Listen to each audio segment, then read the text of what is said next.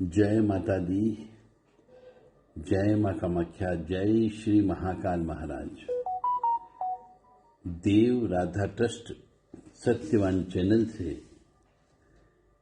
आप घर में घटने वाली बुरी या अच्छी घटना का ईश्वर पहले से ही आपको सूचना देता है, बशर्ते कि मनुष्य यह समझ ले कि हाँ, यह सूचना का मतलब क्या है, तो वह काफी कुछ हद तक अपनी समस्याओं को कम कर सकता है। मां भगवती जगत जननी आदि शक्ति भवानी और परमपिता परमात्मा की कृपा से आज आपको हम इस बारे में विस्तृत चर्चा करेंगे, क्योंकि जब भी हम चर्चा करते हैं तो बहुत ही अनुसंधान करने के बाद चर्चा की जाती है। बहुत गहराइयों से बड़े बुजुर्ग, विशेष तौर से जिनको हम पितर कह सकते हैं या हमारे बड़दादा कह सकते हैं, परदादा कह सकते हैं, उन सब से विचार विमर्श करने के बाद में, मतलब जिनकी उम्र 70, 80, 85, 90 साल हो चुकी है, उन बड़े बुजुर्गों से हम बहुत ज्यादा जुड़े हुए हैं और उनसे चर्चा करने के उपरांत ही हम आपके सामने प्रस्तुत करते हैं, क्योंकि उनकी जिंदगी का अनुभव, वो ऐसे ही उनके बुढ़े नहीं हो गए, वो ऐसे ही वृद्ध नहीं हो गए, उन्होंने जिंदगी में बहुत कुछ देखा होता है। तो उनकी जो अनुभव है वो अनुभव हम आपके सामने प्रस्तुत करते हैं। तो चलते हैं मां भगवती की और परमपिता परमात्मा की आज्ञा लेते हुए, क्योंकि उनकी कृपा से ही आप हमारी आवाज सुन पा रहे हैं। जब तक उनकी कृपा रहेगी हमारी आवाज आप सुनते रहोगे। कामाख्ये वरदे देवी नीलपर्वतवासिनी त्वं देवी जगत माता योनि मुद्रे नमस्तुते। कामाख्ये काम संपन्ने कामेश्वरी हर प्रिये काम नाम देहि में नित्यम कामेश्वरी नमस्तुते। कामदे काम रूपस्ते सुभगे सुर सेविते करोमि दर्शन देव्यम सर कामार सिद्धयेत्। ओम मृत्युंजय महादेव त्राहि मां शरणागतम जन्म मृत्यु जना व्याधि पीड़ितम कर्म बंधन।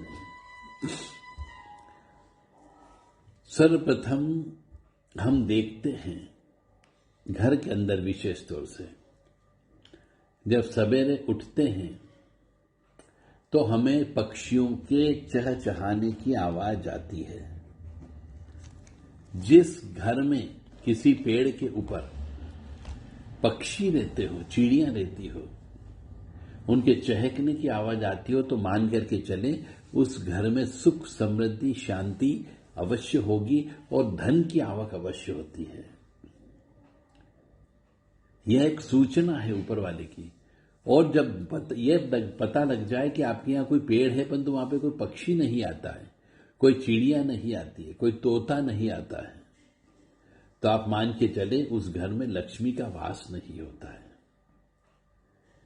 तो जिस घर में कोई भी वृक्ष हो, पेड़ हो, पौधा हो बड़ा, और उसमें यदि चिड़िया की चहकने की आवाज नहीं आती हो, पक्षियों की आवाज नहीं आती हो, तो समझ जाइए आपके यहां पर नकारात्मक ऊर्जा का वास है।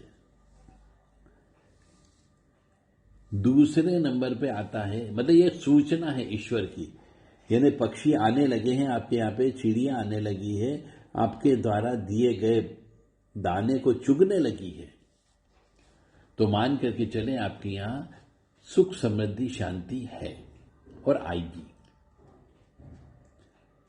यदि घर के अंदर लाल चींटियां या काली चींटियां निकलना प्रारंभ हो जाए, मकान अच्छे से बना हुआ है, पक्का मकान बना हुआ है, रोजाना झाड़ू पोंछा होता है, उसके बावजूद भी यदि दीवारों पर या अपने बिस्तर पर या अपनी टेबल पर या जहां पर बैठ करके भोजन खाया जाता हो उस जगह यदि लाल चींटियां या काली चींटियां आपके घर में आने लग जाए, चलने लग जाए दीवारों के ऊपर, तो आप समझ जाओ कुछ न कुछ अनिष्ट होने वाला है, शत्रु बढ़ने वाला है। बस सीधी बात यह है।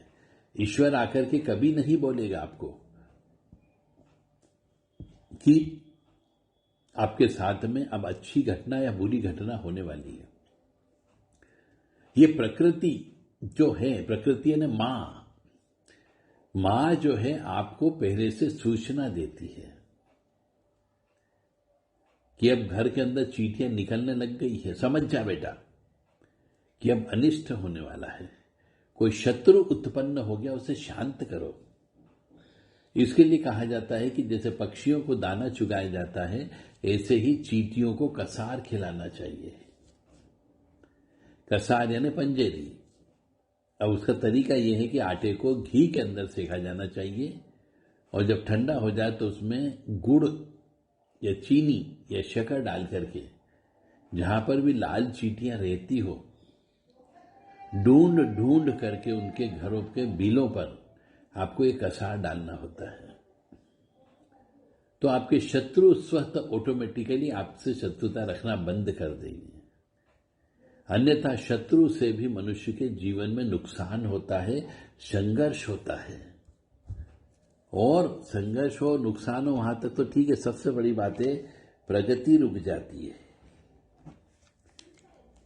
तो जब भी ऐसा लगे कि घर के अंदर चींटियां आ गई हैं तो आप समझ जाइए।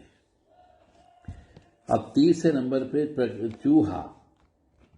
यदि घर के अंदर एक चूहा आता जाता हो तो ये मान करके चले, एक चूहा तो अच्छा माना जाता है, गणपति का प्रतीक होता है, बुद्धि का प्रतीक होता है। तो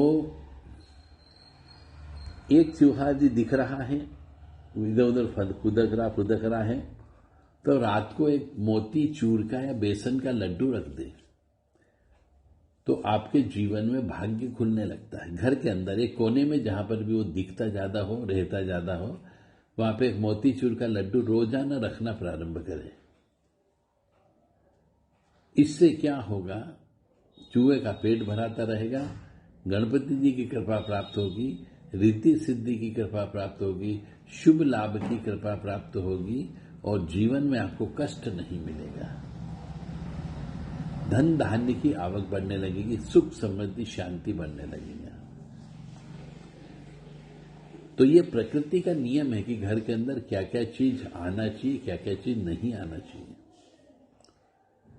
यदि घर के अंदर छछूंदर, जो चूहे की ही दूसरा रूप होता है परंतु उसे छछूंदर कहा जाता है, जिसका मुंह थोड़ा बड़ा होता है, चोंच भी होती है और लंबी होती है, वो चूहे जैसी उतनी उचकती नहीं है,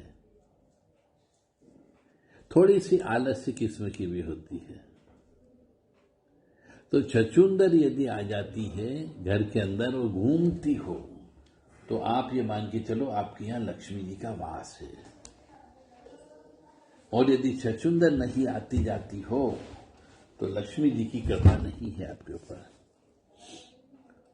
तो हमेशा ध्यान रखें, यदि छछूंदर हो तो उसको मारना नहीं, भगाना नहीं है। तो घर के अंदर यदि सवेरे जब हम उठते हैं तो देखते हैं मकड़ियां जाला बना लेती है। मकड़ी भी प्रकृति है। यदि मकड़ी जाला बना लेती हो रोजाना, आप तोड़ते हैं फिर साफ करते हैं फिर बना लेती है, तो समझो घर के अंदर दरिद्रता आने वाली है। आपको जल्दी जल्दी साफ करना है, केवल सप्ताह का इंतजार मत करिए, उसे बनाने ही मत दीजिए। या फिर घर के अंदर थोड़ा सा कीटनाशक तत्वों का छिड़काव करिए ताकि चिपकली हो गई, मकड़ी हो गई या और अन्य से छोटे मोटे जानवर जो दीवालों पर छतों पर लटके रहते हैं, ये लटकना बंद हो जाएंगे। क्योंकि घर के अंदर जाले रहने का मतलब ही दरिद्रता होती है। तो घर में मकड़ियां नहीं होनी चाहिए। यदि आप कहते हैं साहब हम तो साफ करते हैं, 8 दिन बाद फिर उत्ती बना लेती है, फिर 8 दिन बाद साफ करते हैं फिर उत्ती बना लेती है, तो आप 8 दिन के बजाय 4-4 दिन में साफ करना प्रारंभ करें। घर के अंदर ये नहीं होनी चाहिए, मकड़ी नहीं होनी चाहिए। ऐसा बड़े बुजुर्ग कहा करते थे, वही हम आपके सामने प्रस्तुत कर रहे हैं। बहुत ही कठिनता से, बहुत मेहनत करने के बाद में ये रिसर्च पेपर आपके सामने प्रस्तुत किया है। तो यदि घर के अंदर मकड़ी हो तो उसे तुरंत घर के बाहर कर दें, जाला निकाल के फेंक दें और मकड़ी को भी घर के बाहर कर दें। घर के अंदर मकड़ी बिल्कुल भी नहीं होनी चाहिए। अब हम आगे चलते हैं। सवेरे उठे, बाथरूम जाते हैं, यदि नल टपकता रहता हो, यदि पानी चूता रहता हो, या फिर नल से लीकेज हो, कितना ही ठीक करा लो फिर भी खराब हो जाता है। यानी बार बार पानी यदि कहीं से चूता हो, नल से हो या टोटी से हो या जॉइंट से हो, तो मान करके चले आपके घर में बरकत नहीं होगी। कोई न कोई दोष आपके घर में है।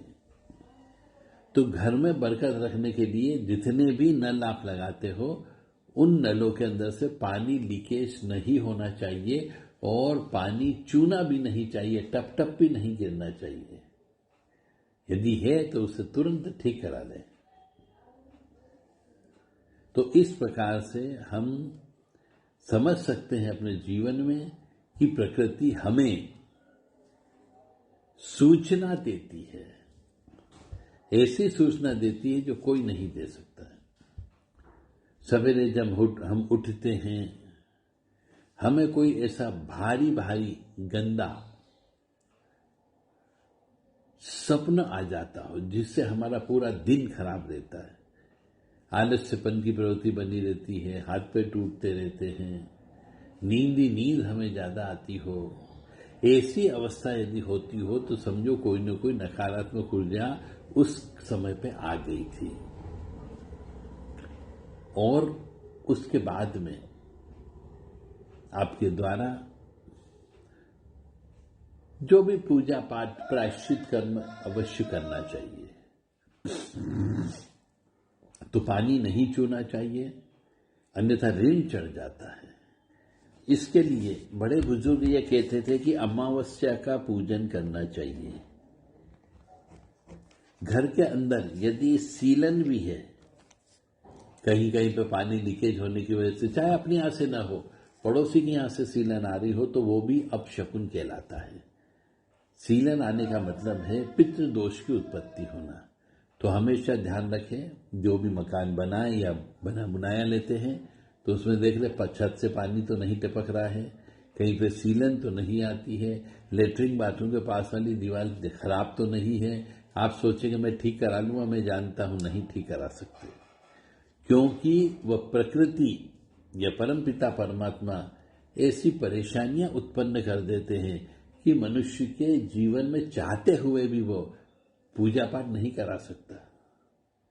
और कई बार तो उनके मन में ही नहीं आता है कि हमें पूजा पाठ करना है। तो यह हमारी आवाज आप अन्य व्यक्तियों तक भी पहुंचा सकते हो, कहीं और जगह फॉरवर्ड कर सकते हो कि घर के अंदर यदि जो हम आपको बता रहे हैं सब सिम्टम या इसमें से कुछ सिम्टम भी यदि हैं तो मान के चले कहीं न कहीं घर में दोष है, उन दोषों को दूर करना चाहिए। यदि घर के अंदर वास्तु दोष होंगे तो आए दिन घर के अंदर और घर के बाहर झगड़ा होता रहता है, तो भी समझ जाना चाहिए, क्योंकि ईशान कोण जो होता है वो पवित्र स्थान होता है। उस ईशान कोण में सिर्फ और सिर्फ उन गुरु की पूजा होनी चाहिए, देवी देवताओं की पूजा होना चाहिए ईशान कोण में। ईशान कोण में मनुष्य को सोना भी नहीं चाहिए। हाँ, टेम्परेरी कभी कभी की बात अलग है, परंतु हमेशा ईशान कोण में कोई बेडरूम नहीं होनी चाहिए, अग्न्य कोण में कोई बेडरूम नहीं होना चाहिए। आज अक्सर घरों में हम जाते हैं, देखते हैं, कष्ट का कारण ये वास्तु दोष निकल के आता है कि अग्न्य कोण में उन्होंने लेटरिन बाथरूम बना रखा और ईशान कोण के अंदर किचन बना हुआ है। एक तो ये भयंकर वास्तु दोष कहलाता है। हमेशा ध्यान रखें, पूरब दिशा में, पूरब दिशा का जो भाग होता है उस भाग में किचन नहीं होनी चाहिए, अन्यथा बीमारी अवश्य होगी ही होगी। किचन को हमेशा अग्नि कोण में होना चाहिए, ईशान कोण में नहीं होनी चाहिए। यदि घर के अंदर कोई भी कार्य शुरू करते हैं और शुरू करने में शुरू में तो अच्छा होता है, उसके बाद में वो कार्य फेल हो जाता है, अनसक्सेस हो जाता है। तो इसका मतलब भी यहां पर यह माना जाता है कि कहीं न कहीं पर ईश्वर आपको सूचना दे रहा है कि अभी अपने हाथ पैर सिकोड़ करके चलना है, अभी आपको ज्यादा आगे नहीं बढ़ना है, क्योंकि अभी आपका ग्रह नक्षत्र खराब है।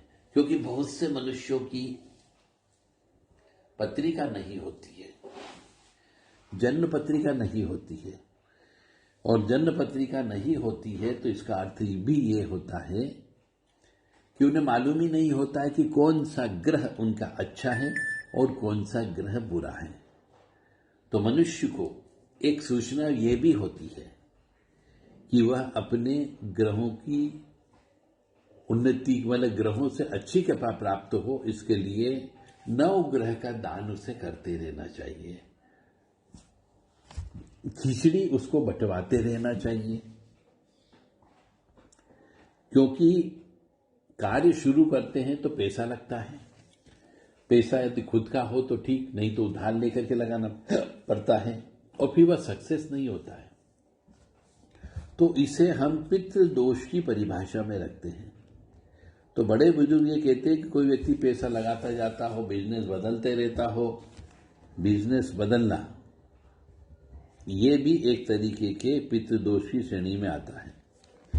कर्जा बढ़ जाता हो तो भी पितृदोष की श्रेणी में आ जाता है। तो ये जो सिम्टम होते हैं कि धीरे धीरे कर्जा बढ़ना, ये पितृदोष की उत्पत्ति का कारक होता है। तो मनुष्य के जीवन में ऋण भी नहीं लेना चाहिए, बहुत अत्यावश्यक हो तो लो, अन्यथा क्योंकि ऋण लेने पर ब्याज लगता है और ब्याज पर ब्याज लगता जाता है तो ऋण बढ़ता जाता है। तो ये भी एक तरीके का पितृदोष की सूचना ईश्वर के द्वारा दी जाती है। ऐसे कई संकेत हैं। स्वप्न, फिर अगला आता है इसके अंदर मनुष्य को कि स्वप्न आता हो, गंदे स्वप्न आते हो तो भी समझ जाना चाहिए मनुष्य को कि मेरे ऊपर कहीं न कहीं ऊपरी बाधा लग गई है। तो भगवान आकर के नहीं बोलता है, भगवान आपको सिर्फ सूचना देता है किसी न किसी माध्यम से कि भैया अब भी समझ जाओ। यदि मनुष्य को बार बार ठोकर लगती हो तो मनुष्य को समझ जाना चाहिए कि ईश्वर मुझे कुछ न कुछ कार्य करने के लिए रोकना चाहता है, इसलिए वो ठोकर देता है। तो उस समय मनुष्य को विश्लेषण करना चाहिए कि मेरे ग्रह नक्षत्र खराब तो नहीं है, या मैं जिस कार्य में पैसा लगा रहा हूं उस कार्य में सक्सेस रहूंगा या नहीं रहूंगा, या फिर कोई न कोई समस्या आने वाली है। ठोकर लगने का मतलब ये होता है। यदि मनुष्य घर के अंदर अच्छे से साफ सफाई रखता है, उसके बावजूद भी यदि घर में किसी कोने में गंदी बदबू आती हो तो समझ जाना चाहिए कि उस स्थान पर कोई न कोई नकारात्मक ऊर्जा का वास हो गया है। तो उस जगह हवन करना चाहिए, गूगल की धुनी देना चाहिए, ओम नमो भगवते वासुदेवाय का जप करना चाहिए, ओम क्लीम कृष्णाय नमः का जप करना चाहिए, ओम ऐं ह्रीम क्लीम चामुंडाय विच्चे इसका जप करना चाहिए। तब जाकर के मनुष्य सुखी रह सकता है। ईश्वर है और वह सूचना अवश्य देता है, बस ये देखिए मनुष्य उस सूचना को समझ ले। आप घर से बाहर निकलते हैं, अचानक एक कौवा आपके सिर पे चोंच मार के चला जाता है, तो इसको भी हमारी ज्योतिष भाषा में सामुद्रिक शास्त्र विज्ञान के अंतर्गत एक ये स्वप्न विज्ञान होता है। तो ऐसा यदि वास्तव में होता हो या स्वप्न में होता, दोनों कंडीशन में यह अपशकुन की निशानी है। यदि ऐसा होता है कि घर से बाहर निकले और कोई कौवा चोंच मार के चला जाए तो तुरंत उस कार्य के लिए नहीं जाना चाहिए, वापिस आ जाइए, स्नान करिए, अपने कुल देवी देवता, इष्ट देवता और हनुमान जी की हनुमान चालीसा या बजरंग बाण का पाठ करें और उसके बाद में उसको घर से बाहर निकलना चाहिए। ऐसे बहुत से टोने टोटके हैं जिससे पता लगता है कि ईश्वर आपको कोई न कोई सूचना दे रहा है। हम खाना बनाते हैं, भोजन बनता है, और यदि भोजन रोजाना कम पड़ जाता हो तो समझ जाओ कोई न कोई नकारात्मक ऊर्जा का वास है। मनुष्य को सर्वप्रथम पितृ मोक्ष भागवत जी कराना चाहिए, उसके बाद में नारायण बलि का कार्यक्रम रखना चाहिए और त्रिपिंडी श्राद्ध कराना चाहिए। इस तरीके से मनुष्य इन सूचनाओं के माध्यम से बहुत से अपने कष्टों को कम कर सकता है। और कोई जरूरी नहीं है, मान लो आपके कष्ट बहुत ज्यादा हो तो आपको ये पूजा हर 6 महीने में पूजा कराना चाहिए, ताकि आपके जीवन में कष्ट की प्राप्ति बिल्कुल भी न हो। ईश्वर है, यह सत्य है। ईश्वर की पूजा यदि आप करते रहोगे तो ईश्वर आपको हर 2-3 महीने में, 6 महीने में, जब भी कोई विशेष चीज होने वाली होगी उसके पहले सूचना अवश्य देगा। किसी न किसी घटना के माध्यम से, दुर्घटना के माध्यम से, या और कोई भी रीजन हो सकता है। तो इस प्रकार से यह गुप्त जानकारी आपके सामने प्रस्तुत की जा रही है।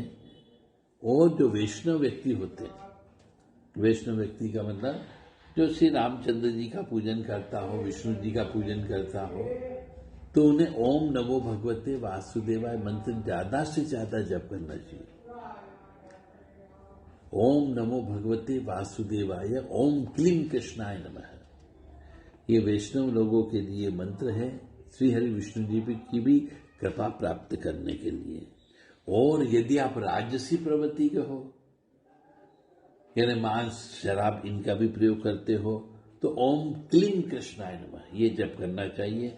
और यदि आप शक्ति उपासक हैं तो ओम ऐं ह्रीं क्लीं चामुंडा युज्ये इस मंत्र का जप करना चाहिए। और ये मंत्र है, नाम मंत्र नहीं है, इसलिए इनकी विधिवत गुरु से गुरु दीक्षा लेना चाहिए, ताकि गुरु दीक्षा लेने पर यह होता है कि मनुष्य के जीवन में कष्ट काफी कुछ हद तक कम हो जाते हैं। क्योंकि जो मंत्र जप करते हैं यह मंत्र काम करना प्रारंभ कर देते हैं। हम फिर जब भोजन खाते हैं तो बड़े बुजुर्गों का कहना है कि अपनी भोजन की थाली से 5 ग्रास भोजन अलग निकालना चाहिए। पितरों के लिए निकालना चाहिए, कुल देवी के नाम से निकालना चाहिए, स्थान के देवी देवता के नाम से निकालना चाहिए, और एक बैठे हुए हैं उनके नाम से निकालना चाहिए। इससे 5 प्रकार की शक्तियां होती है। इनके नाम से 5 कोर, 5 रोटी या 5 पूड़ी या 5 ग्रास भोजन अवश्य घर अपने थाली से बाहर निकालने के बाद ही भोजन ग्रहण करना चाहिए। इससे भी मनुष्य के जीवन में सुख, समृद्धि, शांति की प्राप्ति होती है। जय माता दी, जय मां कामाख्या, जय श्री महाकाल महाराज। अब हम यदि और गहराई में जाते हैं तो जो बड़े बुजुर्ग कह करके गए उसके अनुसार यदि हम बात करते हैं तो मनुष्यों को दिन में सोना नहीं चाहिए। यह भी सोचना है, जिस घर के अंदर मनुष्य सूर्य उदित होने के बाद तक अपने अपने बिस्तर पर पड़े रहते हैं, उनके यहां पर भी बरकत नहीं होती, दरिद्र का वास होता है और वो मनुष्य ऋण में जीता है। और जो मनुष्य सूर्य उदय हो उसके पहले पहले उठ जाता है तो उसके यहां पे सुख, समृद्धि, शांति का वास होता है। यानी लक्ष्मी जी और अन्नपूर्णा का वास अवश्य होगा ही होगा। सूर्य उदय के पहले उठना है। यदि आप नहीं उठ पाते हैं किसी भी वजह से, तो मान के चले आपके ऊपर ऊपरी बाधा हो सकती है, नकारात्मक ऊर्जा हो सकती है, और जहां पर ये नकारात्मक ऊर्जा का वास होता है वहां लक्ष्मी की कृपा नहीं होती है। आप दादा की प्रॉपर्टी को खाते रहोगे, बेचते रहोगे, उससे पैसा आएगा जिससे आप ये कार्यक्रम करेंगे। तो मनुष्य के जीवन में ईश्वर कभी भी सामने आकर के नहीं कहेगा कि मैं ईश्वर हूं। किसी न किसी माध्यम से वह आपसे उसकी जिह्वा पर बैठ करके बुलवाता है।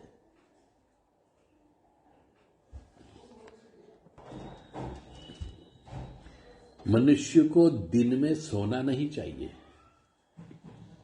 ऐसा कहा जाता है कि दिन में सोने से दरिद्रता का वास होता है। सोने के लिए दिन और रात, ये दो प्रकार की चीजें बताई गई है।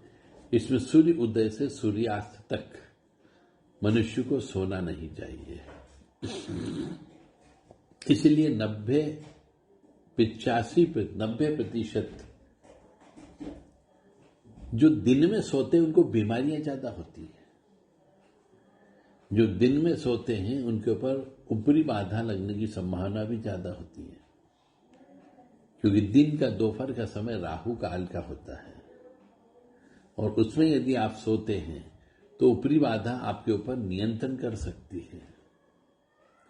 क्योंकि आप जब भी निद्रा में होते हैं तो आप बेहोश होते हैं या मृत्यु हो चुकी होती है, और जब आप वापस निद्रा से जागते हो दोपहर के समय में,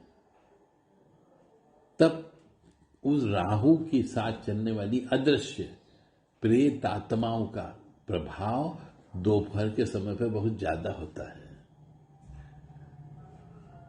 इसीलिए कहा गया है कि दोपहर के समय पे सोना नहीं चाहिए, अन्यथा घर में बरकत नहीं होती है। तो सोने वाली बात भी हो गई, शयन वाली बात भी हो गई। सूर्यास्त के समय पे घी के दीपक लगाना चाहिए और तेल के दीपक लगाना चाहिए। मुख्य दरवाजे पर लक्ष्मी जी के नाम से, और मुख्य दरवाजे के बाहर एक 4 बत्ती का सरसों के तेल का दीपक भी लगाना चाहिए, ताकि आपके यहां पर लक्ष्मी की कृपा भी बनी रहे और भैरव जी की कृपा भी आपके यहां बनी रहे। कहीं कहीं पर ऐसा भी देखा गया है, सूर्यास्त के समय पे नारियल की जटा को जला करके उसके ऊपर धूना दिया जाता है। तो एक तरीके से वह जो धूना होता है वह भी योग और भोग का काम करता है। तो ये थी बातें जिनसे ये पता लगाया जा सकता है कि ईश्वर आपको सूचना दे रहा है कि आपको जीवन में क्या क्या करना है और क्या नहीं करना चाहिए। क्योंकि ईश्वर कभी भी आकर के नहीं बोलता है कि अब तू ये काम कर ले, ऐसा ऐसा होने वाला है, या इस काम को रोक दे। तो मनुष्य को अपने खराब समय में कछुए की तरह अपने चारों हाथ पैर अंदर कर लेना चाहिए।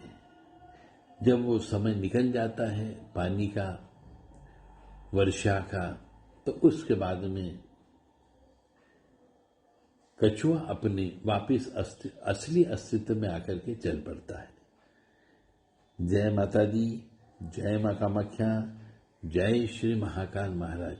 और हमारी पुरानी परंपरा, पुरानी मान्यता, इनका विशेष तौर से मनुष्य को ध्यान रखना चाहिए, क्योंकि हमारे कुल देवी देवता ये सब पुरानी मान्यता वाले हैं।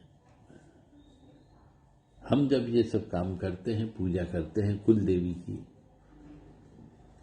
तो मान करके चले महाकाली, महालक्ष्मी, महासरस्वती तीनों की पूजा और तीनों के भैरव जी की पूजा अवश्य होती है। तो यदि आपको किसी भी प्रकार का कोई भी इनमें से संकेत हो, समझ में नहीं आ रहा हो, तो आप देवरादत्ता सत्यवाणी चैनल से संपर्क कर सकते हैं। जय माता दी, जय मां कामाख्या, जय श्री महाकाल महाराज।